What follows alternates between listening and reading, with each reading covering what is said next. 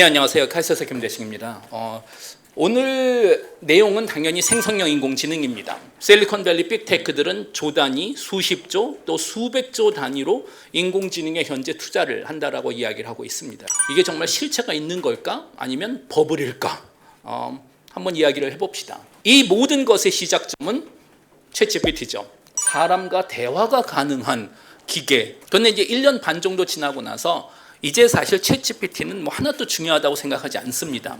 기술적으로 또는 개념적으로. 단 역사적인 차원에서 신호 효과로는 매우 중요한 순간이었다라고 이야기를 해서 이제 챗GPT를 모자익 순간이라고 이야기를 합니다. 제가 살짝 인터넷 역사에 대해서 짧게 이야기를 할까 합니다. 왜냐? 인공지능의 미래를 예측하기 위해서는 인터넷 역사의 과거를 기억하면 상당히 많은 것이 논리적으로 이해가 됩니다. 그런데 초기 인터넷 시대에는 인터넷을 체험한 사람은 전문가, 엔지니어다 보니 기껏해야 우리가 이메일 정도를 사실 생각해냈습니다.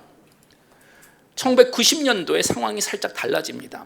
팀 버너스-리라는 분이 우리가 알고 있는 월드와이드 웹페이지라는 것을 제안하고, 더 중요한 변화는 1993년 모자익이라고 불리는 첫 인터넷 브라우저가 등장을 합니다. 다시 말해서 브라우저가 등장하고 갑자기 일반 소비자들이 인터넷을 체험하기 시작하는데 놀라운 일이 벌어져요. 그게 뭐냐면 90년도 말부터 일반 소비자들은 갑자기 인터넷으로 쇼핑을 하고 싶대요. 이건 몇십 년 동안 전문가들은 생각조차 하지 못했던 분야입니다. 2000년도 초 갑자기 일반 소비자들은 인터넷으로 친구들하고 교류를 맺겠대요. 대기업은 이 소비자의 새로운 트렌드를 당시 다 놓쳤어요. 전문가들이 대기업에 있었기 때문에.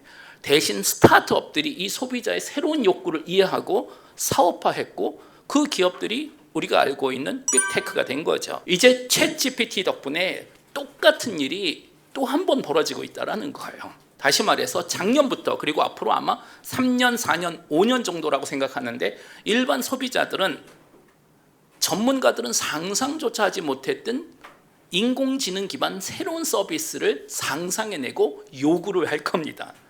그러면 이 소비자들의 새로운 요구를 가장 빨리 이해하고 현실화하는 스타트업들이 미래 빅테크가 될 거라는 게 현재 예측이고, 덕분에 10년 후에는 우리가 알고 있는 빅테크 중에 반 정도는 사라지고 다른 기업으로 대체될 거라고 현재 생각하고 있습니다. 여러분들이 챗GPT에게 글을 입력합니다. 이걸 이제 우리는 프롬프트라고 부르죠. 그러면 저 글 안에 있는 확률 관계를 이미 다 알고 있기 때문에 그 다음에 뭐가 나와야 되는지 이제 예측이 가능한 거예요. 여러분들이 챗GPT에게 질문을 하면 이 녀석은 대답을 해주는 게 사실 아닙니다. 얘는 대답이 뭔지도 몰라요. 여러분들 질문 다음에 등장해야 되는 단어를 계속 예측해 주는 건데, 그게 놀랍게도 우리한테는 대답이더라는 거예요. 이것 때문에 현재 철학자, 언어학자들이 멘붕 상태입니다. 인간의 언어가 알고 보니까 다 그냥 확률 관계라는 거예요. 그리고 이런 식으로 한 언어의 확률을 사전에 계산한 모델을 이제 우리는 거대 언어 모델, 라지 랭귀지 모델, LLM이라고 보통 부릅니다. 문장을 막 쪼개서 그냥 동시에 계산을 한 겁니다. 생성형 인공지능의 핵심은 LLM을 학습하는 건데, 현재 우리가 가진 기술로는 GPU 없이 LLM 계산은 불가능합니다. 현실적으로. 이 세상에 많은 데이터가 있죠. 그중에 어떤 데이터는 인식형 인공지능으로 10년 전부터 구분이 가능합니다. 고양이다, 강아지다. 지난 5년 동안 있었던 새로운 변화는 훨씬 더 많은 데이터, 1000억, 조 단위 데이터를 트랜스포머 알고리즘으로 학습했더니 없었던 데이터를 만들어낼 수 있더라는 거예요. 이런 기술을 이제 우리는 생성형 인공지능이라고 부르기 시작했습니다. 2023년 10월 엔비디아가 투자자 발표 때 보여준 슬라이드인데요. 그럼 챗GPT는 뭐였냐 하면, 이제 와서 보니 수천억 개의 문장을 트랜스포머로 학습을 시켰더니 문장을 예측할 수 있었던 거예요. 그런데 1년 반 지나고 나서 보니까 그건 빙산의 일각이었던 거예요. 텍스트만 우리가 학습할 수 있는 게 아니고 이 세상에 있는 모든 데이터 학습이 사실 가능하다는 거예요. 글과 그림을 동시에 학습시키면 글만 집어넣어도 그림을 만들어낼 수 있다는 거예요. 단 여러분들은 우리가 거대 언어 모델이라는 단어를 쓰지만 언어가 제일 중요하지 않은 활용 분야라는 걸 머리에 아주 깊게 인식하고 있으시면 미래를 예측하는 데 많은 도움이 됩니다. 이제 빅테크들이 고민에 빠져요. 가장 먼저 구글이 결론을 냅니다. 한 달도 되지 않아 12월 22일 순다 피차이죠. 구글 CEO가 직원들한테 이 단체 메일을 보냈거든요.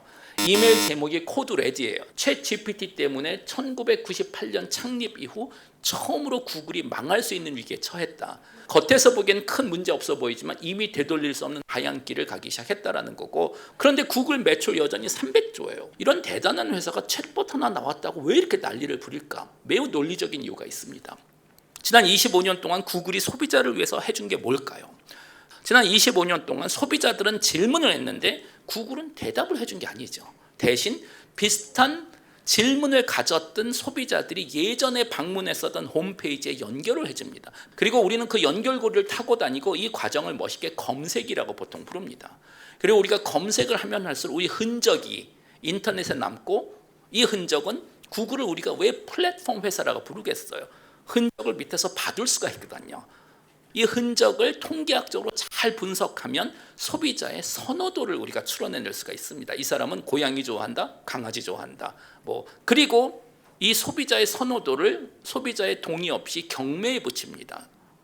그러면 광고주들은 구글에게 커미션을 주고 소비자의 선호도를 경매에서 구매한 다음 추천 알고리즘을 사용해서 소비자의 홈페이지나 인스타그램에 소비자가 딱 좋아할 만한 제품을 광고를 띄우는 거죠. 구글 매출 89%가 여전히 광고 수수료예요. 구글은 사실 광고 회사입니다. 기술 회사가 아니고. 그런데 생성형 인공지능 시대에는 소비자가 정보를 원하면 대답을 해주겠다라는 거예요. 이걸 싫어할 사람은 없겠죠.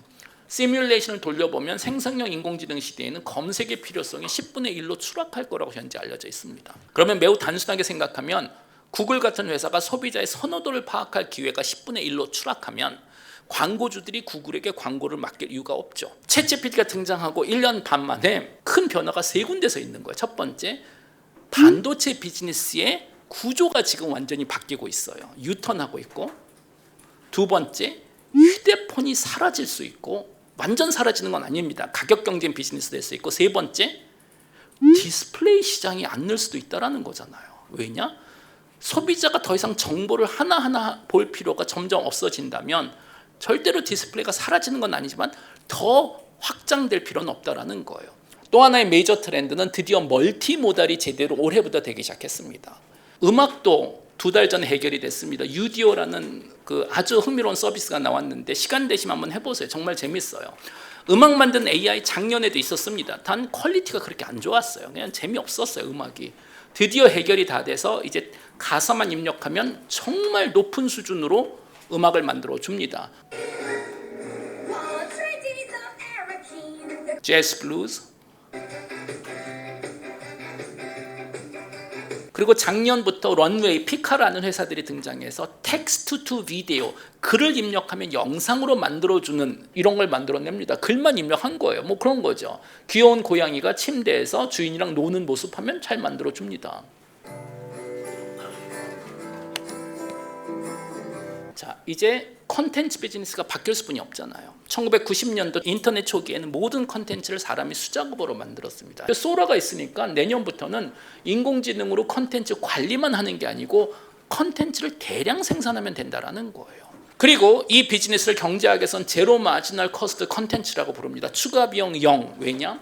생성형 인공지능은 처음 학습시킬 땐 시간과 비용이 들지만 학습이 끝나면 대량 생산하는 건 비교적으로 저렴합니다. 현재 예측으로는 앞으로 5년에서 10년 안에 인터넷에 있는 대부분 컨텐츠, 정말 수억 개 정도 되는 컨텐츠가 사람이 만든 컨텐츠에서 인공지능이 대량 생산한 컨텐츠로 물갈이를 한번 할 거라고 생각하고, 누가 그 컨텐츠를 만들고 누가 돈을 벌까? 이 세상에서 가장 큰 비즈니스 중에 하나인 컨텐츠 비즈니스가 임자가 없어졌어요. 먼저 오는 사람이 가져가면 된다. 누가 그 회사가 될까가 이제 우리가 봐야 될 거죠. 그리고 또 여러분들이 관심 있으신 투자에도 큰 의미가 있지 않을까 싶습니다. 네, 경청해 주셔서 감사합니다.